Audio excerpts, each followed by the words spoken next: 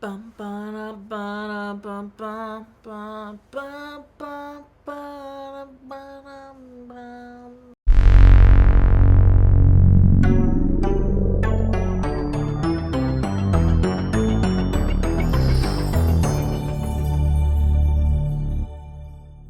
Welcome back to Every Disney Movie Ever. My name is Jess. I'm watching Every Disney Movie Ever. Today I'm going to be talking about Cheaper by the Dozen. Cheaper by the Dozen is a 2022 Disney Plus original release about the bakers trying to balance their hectic lives while their wealth increases. It is directed by Gail, Lerner, cinematography by Michelle Amundsen, editing by Troy Takaki, music by John Pisano, and it's written by Kenya Barris and Jennifer Rice-Genzuk. I'm going to read it because it's a stacked cast.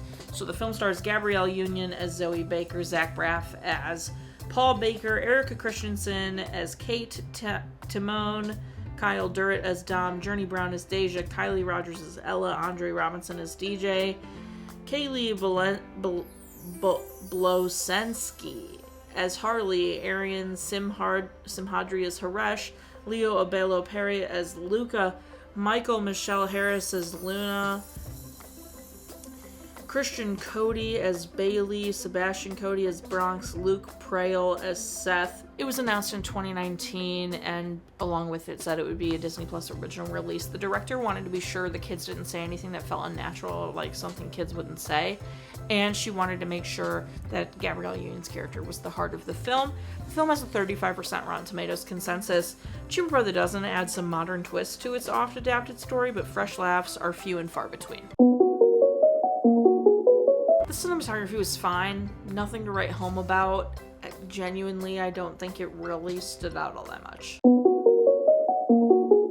The dance battle went on for way too long. It was embarrassing, which could have been played for laughs and it could have been funny, but the scene was way too long for what it was. It's too early in the movie if you're gonna have the scene be that long. The scene felt like it was like, what are we doing? Why are we spending so much time on this dance battle? It's actually like crazy how long we're spending on it. I just feel like that was such a random choice to make. Love on Top by Beyonce was the opening song for this film, which I feel like is a great choice. That song is incredible and it's a mood maker. It sets the tone for the film. I don't think it super matched the rest of the vibe, but it was a great choice. This has an opening voiceover and it is actually quite brutal. I feel like the original has an opening voiceover, but it's framed as the mom writing in her book, which makes total sense because she's an author in the original one, or at least the one that we all know with Steve Martin. This is like diabolical. I don't know. This is just so like, it's like they took bones and scraps from the one with Steve Martin from the early 2000s and like tried to piece together something that's similar, but they took parts of this story away that I felt were important. Like in the early 2000s one, both of the parents are having success, which is what causes the problems at home. Not one parent having the success and being gone a ton. It's the mom is gone a lot because she's having success with her book, and he is gone a lot because he's got his dream coaching job. And so I feel like them taking that part out of it and only having it be Paul that's having the success, even though she was supposed to be I don't know. It gave like yucky. Like, why get rid of her success? Even though it was their restaurant. Like, why get rid of her success and only have it be like somewhat his success, even though like she was supposed to be in it and that was kind of part of it, but they paid no mind to that. And then this one, I feel like this movie is a normal movie length, and I feel like we barely got to touch on like the kids, where in the early 2000s one, I feel like we learn a lot about the different kids a ton, and we're with the kids a lot. It just feels so superficial, and that's what I think is it. Like, you know how we've talked about how Disney's in their corporate era?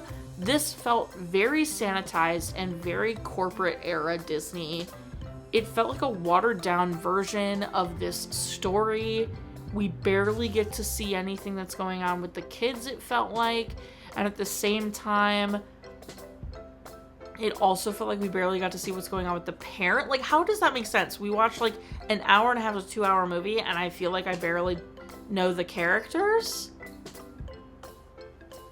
Make that make sense even a little bit. I just feel like the information I learned about the characters was in the beginning during a voiceover, and then I watched the course of this movie happen, and I don't know, dude. It just is bad. It's so sanitized and watered down, and it made me like sad that all of the heart and humor from the early 2000s one is gone. Like, this isn't even remotely funny. I don't think I laughed at all. Like, all of the humor from the original is gone, and it's like Steve Martin. Steve Martin was super funny and was great with the kids, and the relationships felt way more believable.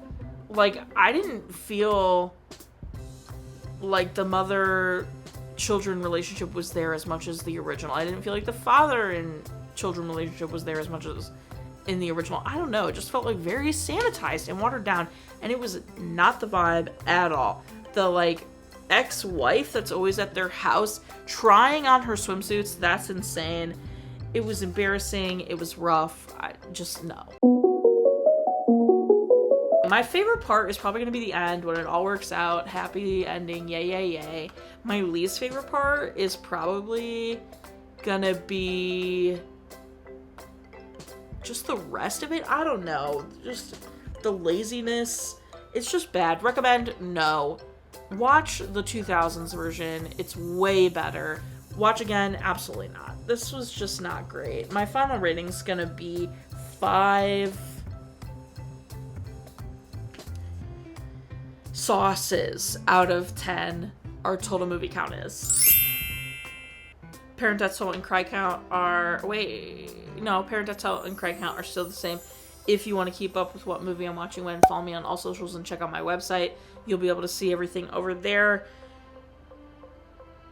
If you want to keep up with what movie I'm watching when, follow me on all socials. I already said that. Check out my website. I put out videos every Monday and Friday, and sometimes Wednesday. Join Patreon.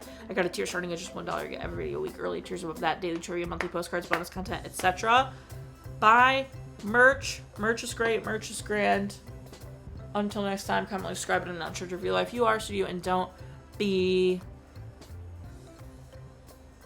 I don't know. Maybe the corporate Barbies about it. But also, like, don't be the bullies at school. I don't know. Don't be anyone in this movie about it, I guess.